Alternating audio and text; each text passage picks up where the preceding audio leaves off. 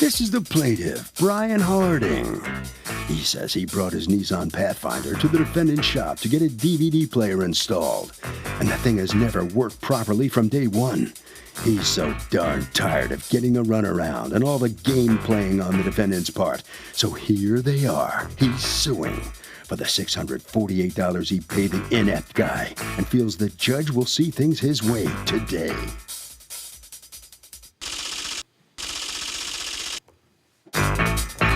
This is the defendant, Robert Boyle. He says he installed a DVD unit in the plaintiff's car and gave him a 1-year warranty.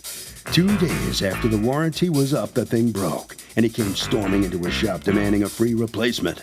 Well, he's sorry, but the warranty was up, and if he wants another one, he's going to have to pay, period. He's accused of shoddy workmanship.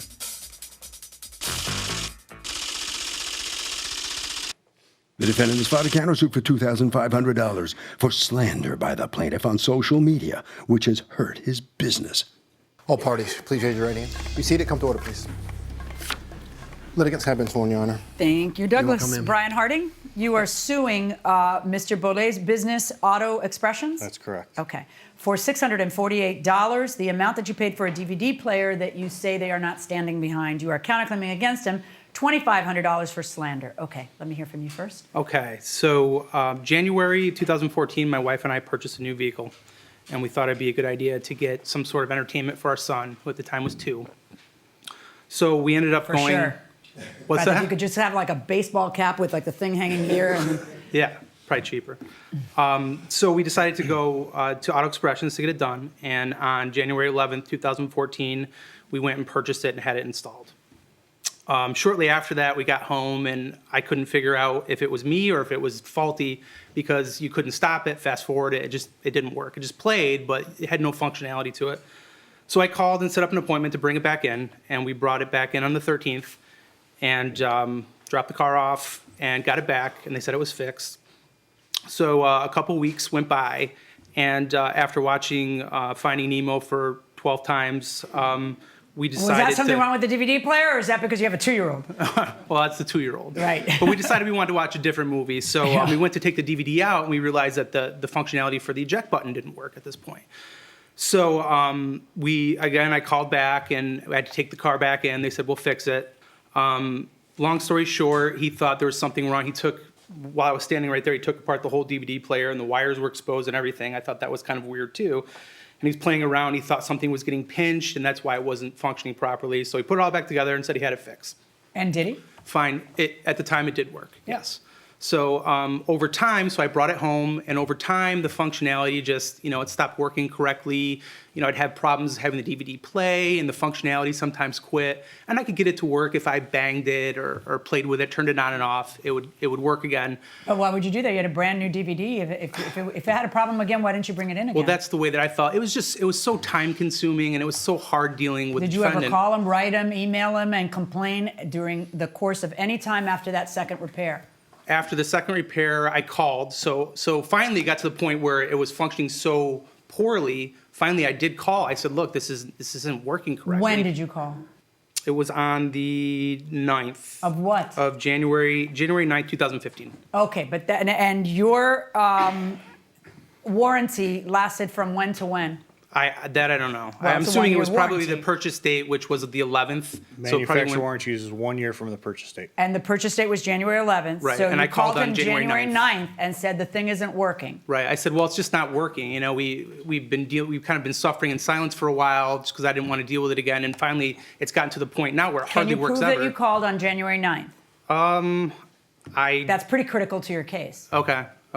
I mean, I'm sure I could probably get some phone records. Yeah, that would be good to have when you walk in here and tell me that you have a warranty claim. Sure. Because otherwise, then his defense is going to. I mean, I know what his defense is going to be. It's the warranty's over. What's your defense? The warranty was up 1 year. And what was the Okay, and did you hear from him January 9th of 2015? I didn't personally answer the phone. Did someone receive a call from him on January 9th, 2015? Not that I am aware of. When did you receive your next call from him? I didn't receive a call from him. He came in on January 15th of 2015, and I was in my office, and he was putting a little ruckus up in my store. Did he have an appointment? He did. He did? He did. Who had set the appointment? I don't know. I have 13 employees. When had the appointment been set? I know it was set for the 15th, but on what day had it been set? I don't know. There's no way to track that. It's impossible. It is? It is. Like if you look at your appointments for the 15th, somehow you can't trace back when it was. I don't have any type of caller ID, anything like that. Do you have your phone records to show that you called within the warranty period? I did not bring my phone records, but I can. So he comes in on the 15th, and what happens? He was in a very upset mood, which I understood. This is what I do for a living. I've been in retail for 30 years, and this is what I do. Tried to explain to him the situation. Which was, at the time, is he was standing there in my store with no paperwork whatsoever, no receipt, anything, saying, I want this fixed. So that was the first problem, and he got really upset over that with me. Well, go look it up in your records. And it just escalated and escalated to the point where I told him I'd take it out, I'd see if I can get it looked at, it's out of warranty, send it to a guy up the street from me, and he couldn't figure out what was wrong with the unit. So there is something wrong with the unit.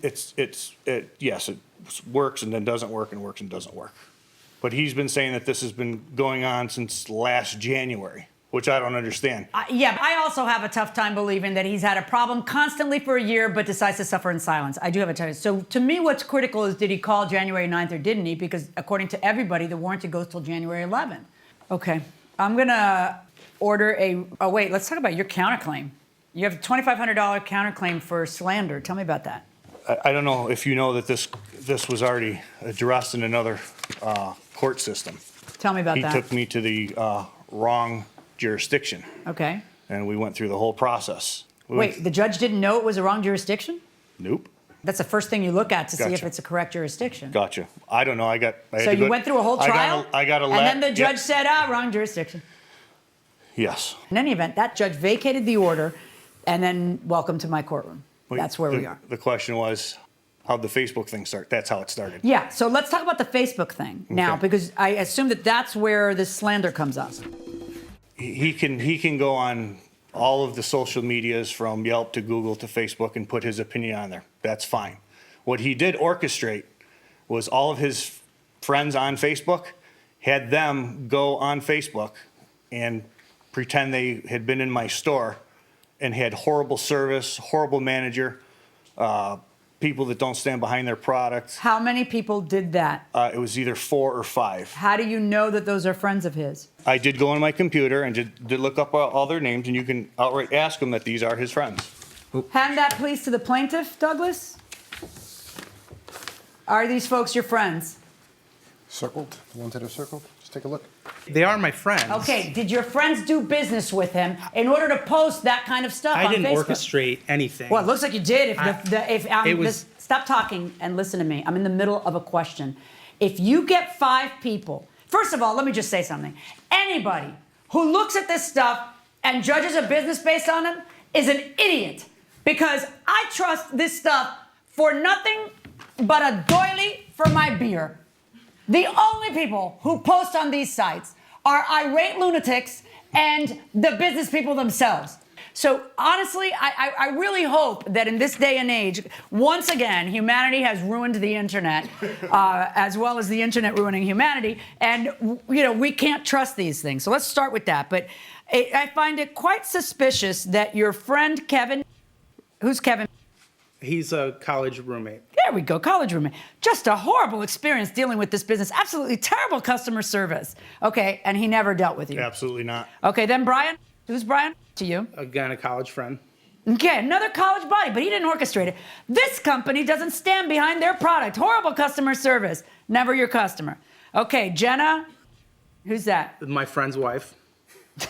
Well, the way this works. Are you still looking at me and saying, this is a problem for you? Are you still looking at me and saying you did not orchestrate it? Because there are slander laws. The way this works is, I made a post. No, the way this works is you go on there, you post everything you want to post, and you got it off your chest. He whines like a baby, and I say, tough for you. That's how it's worked always. You are the first guy who I have caught red-handed doing this. And I know everybody does. You are the first guy I've actually caught doing it.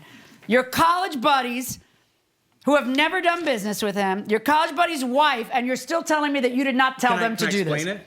Yeah, I'm dying to hear it. Okay, well, the way social media works, especially Facebook, is I made this post here. I can show you this post I made, and anybody that's connected to me on social media can see what posts I've made. Yeah. So they saw this post, and then I have a supportive group of friends, and went on and made their own posts. They did. So it's not like I orchestrated I not only this. don't believe you, now I dislike you too.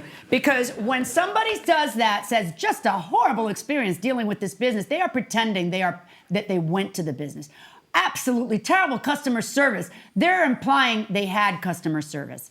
This company doesn't stand behind their product. Horrible customer service. I'd give them no star. They don't even deserve 1 star. But then I can't comment on the terrible ethics, lack of follow-through, and horrendous service. I assume she meant I can comment. Kevin, who's he to you? College friend. Awful customer service and dreadful management. Laura Nemsick Harding, who is she to you? That's my wife. That's your wife. What'd she do? I think she probably liked something. She liked it. She's entitled to like it. Now, I'm going to give you a recess, and I'm going to give you a chance to find out, to prove, not find out, prove that you placed that call on January 9th, and then we'll discuss the issue of the DVD. But this is a problem for you on the counterclaim. Court's in recess. All rise. Welcome back to the People's Court. Harvey Levin here. So can this defendant sue the plaintiff for what the plaintiff did on social media by getting his friends to do what they did? I don't think so, because social media is an informal platform for people's opinions. It's not really anything, That is a provocative statement. Do you believe what she just said? I think so. You can do that, but it's not really good things to. Can you sue? Can you sue for defamation? I think so. I think you can sue them, but I don't think so. It's a good thing to do that because it's social media. It's a real thing. Well, but people look at that, right, when they decide which stores to go to. I think you can sue absolutely any time. You just have to prove it. Fair enough. Going inside the courtroom. Okay, you don't look happy. Were you able to find any proof at all that you contacted them during the warranty period this January? So I wasn't. It was actually on my business phone, and I wasn't able to gain access to the numbers on there. I just didn't have access to it. So unfortunately, no. Okay, so then on your claim against them, I'm unable to find sufficient proof that you, in fact, called within the warranty period when you had a problem this January. And now I have to deal with his claim against you. And on his claim against you, his slander claim, there are 4 friends who put negative comments because his wife, all she did was like a comment, right? Right. All right, I'm going to award him $200 for each of those. And if I were you, I would have the 10 next happy customers, if they're happy, write a positive review, and down they go. Gotcha. Right? I'm finding in favor of the defendant on his counterclaim for $800. And for the reasons I discussed earlier, I am finding against you on the DVD player. Good luck, folks.